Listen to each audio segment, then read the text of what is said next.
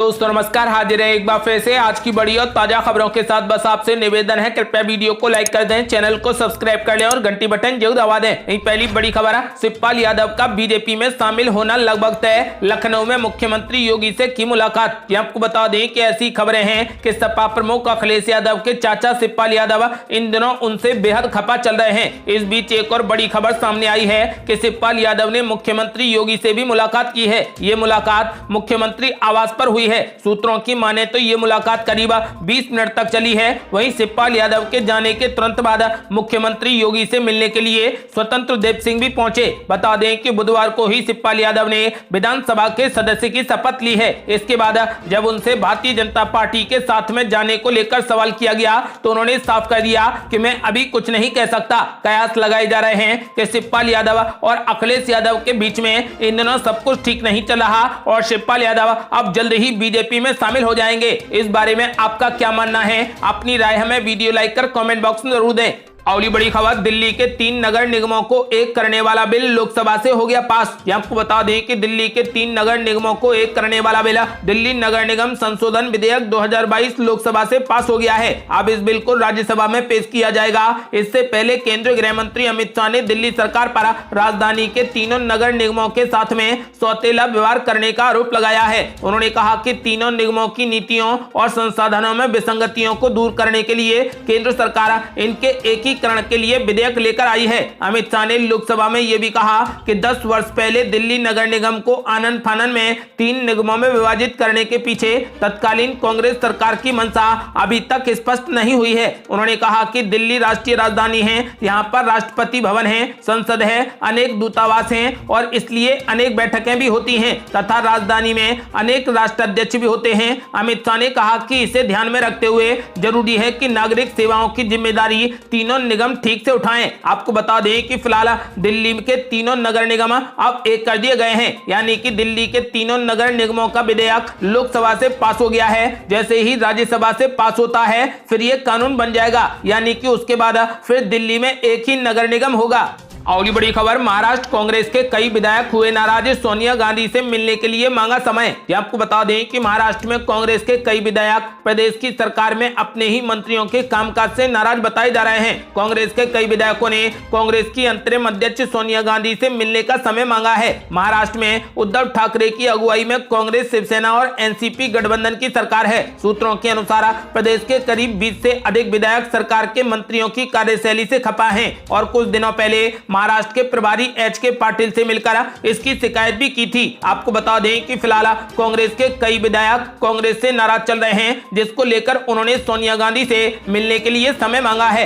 अगली बड़ी खबर, मनीष सिसोदिया ने बीजेपी पर बोला जोरदार हमला, कहा अरविंद केजरीवाल की हत्या कराना चाहती है बीजेपी। आपको बता दें कि दिल्ली के मुख्यमंत्री अरविंद केजरीवाल के घर पर हुए हमले का मामला तूल पकड़ता ही जा रहा है। आम आदमी पार्टी के वरिष्ठ नेता और दिल्ली के उप मुख्यमंत्री मनीष सिसोदिया ने भाजपा पर गंभीर आरोप लगाए हैं। उन्होंने कहा कि भाजपा अरविंद केजरीवाल की हत्या कराना चाहती है। मामले में पुलिस ने प्रदर्शनकारियों को हिरासत में लिया है। दिल्ली पुलिस ने भाजपा युवा मोर्चा के अध्यक्ष तेजस्वी सूर्या को भी हिरासत में ले लिया है। आपको बता दें कि भाजपा कार्यकर्ताओं ने दिल्ली के मुख्यमंत्री अरविंद केजरीवाल के घर के बाहर जमकर विरोध प्रदर्शन किया। इस दौरान उग्र प्रदर्शनकारियों ने अरविंद केजरीवाल के घर के बाहर लगे बैरिकेड्स को तोड़ दिया। मुख्यमंत्री के घर के बाहर जमकर नारेबाजी की गई और मुख्यमंत्री आवास को नुकसान भी पहुंचाया गया। आपको बता दें कि जिसको लेकर दिल्ली के उप मुख्यमंत्री मनीष सिसोदिया ने बीजेपी पर गंभीर आरोप लगाए हैं। उन्होंने साफ कहा कि बीजेपी अरविंद केजरीवाल की हत्या करना चाहती है।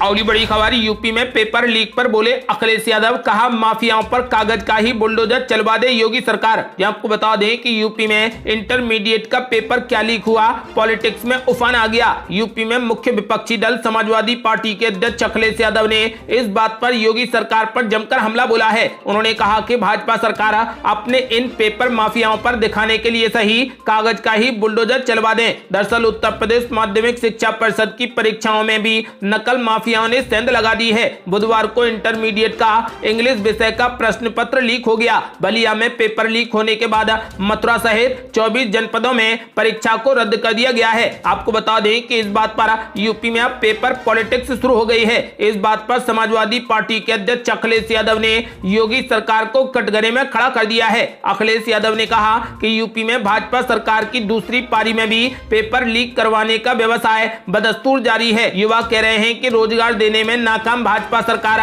जानबूझकर किसी परीक्षा को पूर्ण नहीं होने देना चाहती है। भाजपा सरकार अपने इन पेपर माफियाओं पर दिखाने के लिए ही सही कागज का ही बुलडोजर चलवा दे। और बड़ी खबर, बीजेपी नेता वरुण गांधी को भाजपा विधायक ने बता दिया छोटा राहुल, संजय राउत से मुलाकात पर बोला हमला।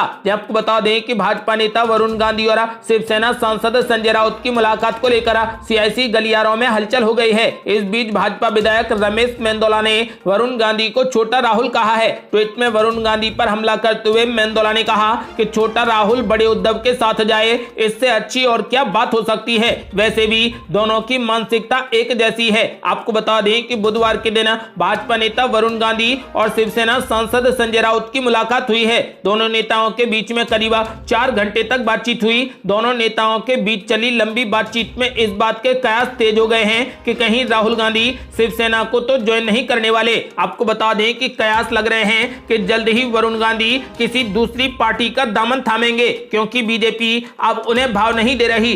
अगली बड़ी खबर, पंजाब के मुख्यमंत्री भगवंत मान ने ले लिया बड़ा फैसला, पंजाब में नहीं बढ़ेगी प्राइवेट स्कूलों की फीस। आपको बता दें कि पंजाब की भगवंत मान सरकार ने आज बड़ा ऐलान करते हुए शिक्षा को लेकर 2 बड़े फैसले लिए हैं। पहला, राज्य के निजी स्कूल एडमिशन की फीस में बढ़ोतरी नहीं करेंगे। दूसरा, माता पिताओं को स्कूल ड्रेस और पुस्तकों के लिए किसी खास दुकान में नहीं भेजेंगे। आपको बता दें कि बुधवार को बड़ा ऐलान करते हुए पंजाब के मुख्यमंत्री भगवंत मान ने कहा कि शिक्षा का अधिकार हर किसी के लिए बराबर है। उन्होंने कहा कि वो भी एक अध्यापक के बेटे हैं, इसलिए शिक्षा को लेकर मैं आज 2 बड़े फैसले ले रहा हूं। पहला, राज्य के प्राइवेट स्कूल अपने एडमिशन फीस को नहीं बढ़ाएंगे। अपने दूसरे फैसले में मान ने कहा कि कोई भी प्राइवेट स्कूल माता पिताओं को किसी खास दुकान पर जाकर यूनिफॉर्म और किताबें खरीदने के लिए नहीं कहेगा। स्कूल उस इलाके की सभी दुकानों पर अपनी किताबें और यूनिफॉर्म उपलब्ध कराएंगे। माता पिता अपनी पसंद की किसी भी दुकान से किताबें और ड्रेस को खरीद सकेंगे।